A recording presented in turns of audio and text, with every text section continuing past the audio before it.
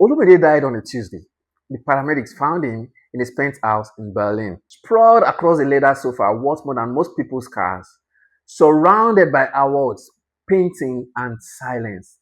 No family at his bedside, no friends holding his hands, just a cold cup of tea and a phone filled with text messages that were never answered. He was worth 40 million. He was completely alone.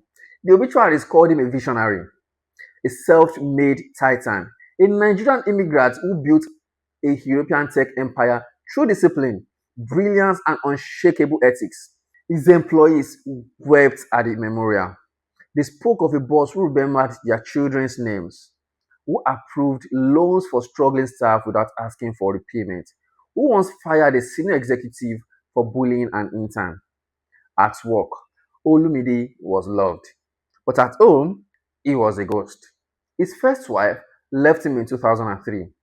You are married to your company, she said. I'm just the woman who sleeps in your house.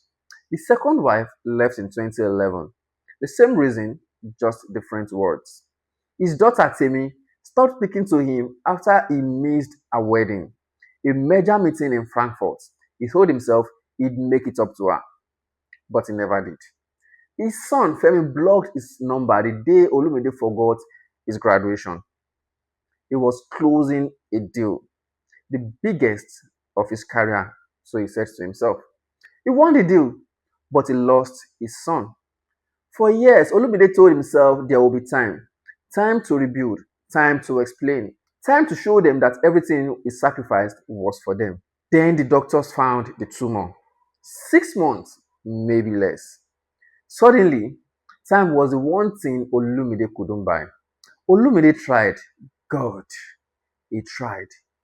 He wrote letters to his children, long, rambling confessions, apologies that bled across pages. He sent them with gifts, cars, apartments, trust funds. Temi returned the letters unopened. Femi, he cashed the checks but never called.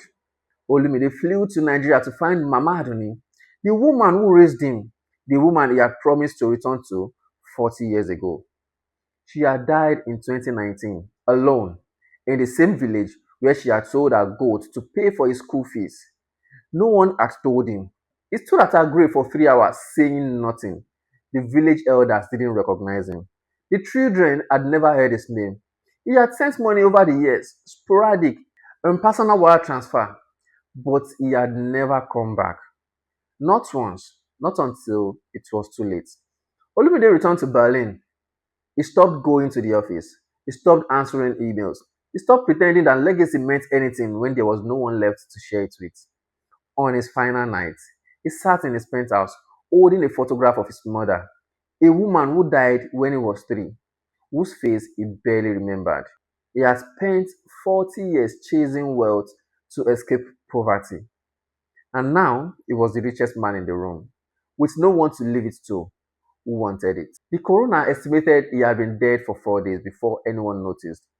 4 days, £40 million in the bank, and not a single person who cared enough to check.